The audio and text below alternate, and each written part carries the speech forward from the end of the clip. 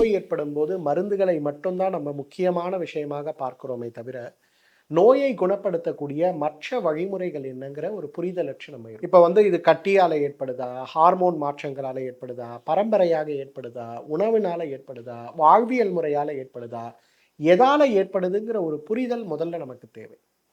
இந்த புரிதலுடைய அடிப்படையில தான் நம்முடைய சிகிச்சை இருக்க வேண்டுமே தவிர, உடல் வெளிப்படுத்துகின்ற அறிகுறிகளுக்கு மட்டும் நம்முடைய சிகிச்சை இருக்கக்கூடாது. இந்த புரிதலை நம்ம வச்சுக்கணும். முதலாவது நீங்க புரியணும்.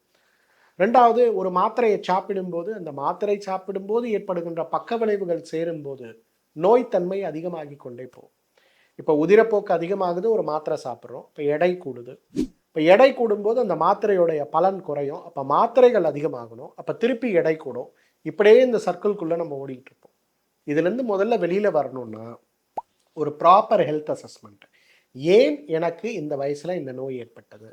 இதற்கான காரணத்தை புரிந்து கொள்வதற்கான ஹெல்த் அசஸ்மெண்ட் நீங்கள் பண்ணணும். சூதக வாயுன்னு சொல்லக்கூடிய நம்முடைய தொப்புள் கொடியிலிருந்து பிறப்புறுப்பு வரை இருக்கக்கூடிய தேவையற்ற கழிவுகளை வெளியேற்றக்கூடிய கழிவு நீக்க சிகிச்சை செய்யணும். 3வது, உணவு முறையில் ஒரு பெரிய மாற்றத்தை கொண்டு வரணும். 4வது, யோக பயிற்சிகள் 60 நிமிடம் ஒரு நாளைக்கு.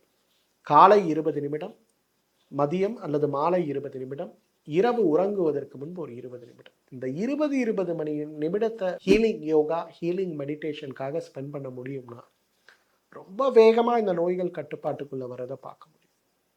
இது கூட ஷீகேர் கேப்சூல்ஸ்ன்னு சொல்லக்கூடிய அழகான மாத்திரை. இந்த ஷீகேர் கேப்சூல்ஸுடைய ஒரு அழகான குணம் என்னன்னா, கருப்பையில் இருக்கக்கூடிய இரத்தப்போக்கை கட்டுப்படுத்துவது இதோட வேலை இல்லை. கருப்பையை பலப்படுத்துறது இதோட வேலை. கருமுட்டைப்பையை பலப்படுத்துவது இதோட வேலை.